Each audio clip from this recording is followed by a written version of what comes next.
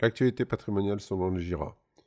SCI ou nom propre, que choisir quand on investit à deux?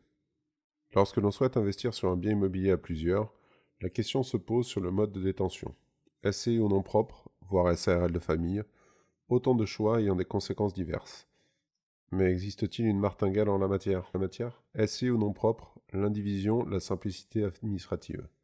En l'absence de disposition, lors d'un investissement immobilier à plusieurs, l'acquisition se fera sous le signe de l'indivision.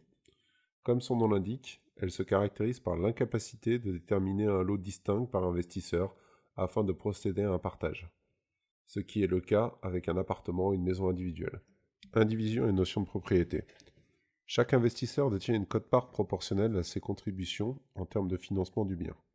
Il peut y avoir une dichotomie entre le financement prévu à l'origine, consigné dans l'acte notarié, et la réalité économique durant la période de financement. En cas de litige, la personne lésée devra justifier de ses contributions pour demander réparation par voie judiciaire. Indivision et gestion administrative. C'est là que le bas blesse.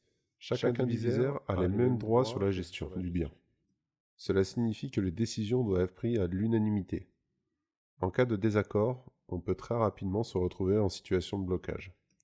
Le risque juridique de l'indivision. Comme évoqué précédemment, l'indivision existe du fait de l'impossibilité de procéder à un partage d'un bien en lots distincts. Cela en fait un statut transitoire, tellement temporaire que la loi a prévu que nul ne peut être contraint de rester en indivision. En d'autres termes, si un des indivisaires souhaite y mettre fin, il en a la possibilité à tout moment. Dans ce cas, la quote-part de ce dernier est proposée en priorité aux autres indivisaires qui possèdent un droit de préemption. En l'absence d'accord et de rachat, le bien devra être mis en vente pour sortir de l'indivision. SC au nom propre, la convention d'indivision comme palliatif administratif. Dans le but d'encadrer l'indivision juridiquement, il est possible de mettre en place une convention d'indivision entre les propriétaires. Cette convention ne pourra se mettre en place qu'en cas d'indivision volontaire. Les indivisions nées de succession ou de dissolution de communauté suite à un divorce ne sont pas concernées par cette disposition. La convention devra être formalisée par écrit, inventorier les biens concernés ainsi que les droits de chacun des indivisaires. Pour la rendre efficiente, elle doit être publiée au service de publicité foncière. La convention d'indivision est un contrat entre les co-indivisaires. Il peut être conclu à durée déterminée. Dans ce cas, sa durée maximum est limitée à 5 ans. Au-delà de cette période, la reconduction se fera de manière libre, en accord avec toutes les parties. On peut prévoir dès le début une tacite reconduction. Mais elle peut aussi être conclue à durée indéterminée. Dans ce cas, il est possible de faire jouer son droit à la sortie d'indivision en forçant la vente du bien. Dans le cas d'un projet de vente, il faut obtenir la majorité des 2/3 des droits indivis pour lancer le projet sous condition de formalisme. Dans la convention, il est possible d'aménager un bon nombre de règles de gestion, comme la nomination d'un gérant pour l'indivision ou la répartition des frais entre les indivisaires. La SCI pour des solutions sur mesure et évolutives dans le temps. La constitution d'une SCI nécessite un formalisme plus lourd que l'indivision. Cette lourdeur administrative se traduit notamment par la création de statuts indiquant les règles de fonctionnement de la société. Qui dirige une SCI? Il est prévu que les associés nomment un ou plusieurs gérants en charge de la gestion de la société.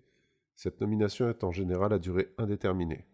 En cas de collège de gérance, tous les gérants ont les pleins pouvoirs sur la société dans la limite de l'objet social. Attention en cas de mésentente, car le premier qui prendra une décision aura forcément raison. Des conditions de révocation spécifiques, vote au prorata des parts sociales, peuvent être prévues dans les statuts. A contrario, il est aussi possible à un gérant de démissionner de son mandat. La grande liberté contractuelle. Mais au-delà de cette apparente lourdeur administrative, naît l'opportunité de profiter de la liberté contractuelle liée aux droits des sociétés.